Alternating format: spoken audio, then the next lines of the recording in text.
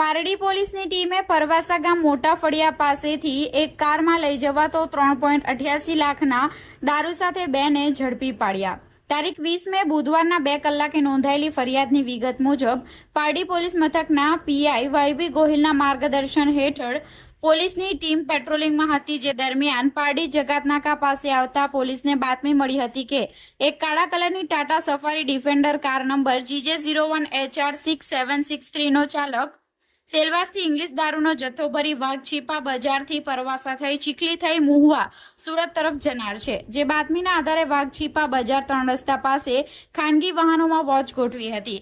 બાતમીવાળી car આવતા પોલીસે રોકવાનો ઇશારો કર્યો હતો, પરંતુ ચાલકે કાર ઊભી રાખવાના બદલે પરવાસા તરફ ભગાવી મૂકી હતી। પોલીસે પીછો કરતા કાર પરવાસા ગામે વળાંક લેતા રોડ નીચે ઉતરી પલટી મારી ગઈ હતી।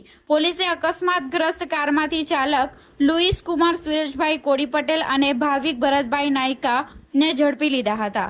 પૂછપરછમાં સામે આવ્યું કે દારૂનો જથ્થો સેલવાસથી બાદલે ભરાવી આપ્યો હતો અને તે જીગાને પહોંચાડવાનો હતો। આ કારનો સ્વિફ્ટ કાર વડે પાયલોટિંગ કરનાર ક્રિશ મુકેશભાઈ પટેલ અને જય ઉર્ફે જીનિયો રમણભાઈ પટેલ પણ સામેલ હતા। પોલીસે તમામ વિરુદ્ધ પ્રોહિબિશન એક્ટ હેઠળ ગુનો નોંધી આગળની તપાસ હાથ ધરી છે।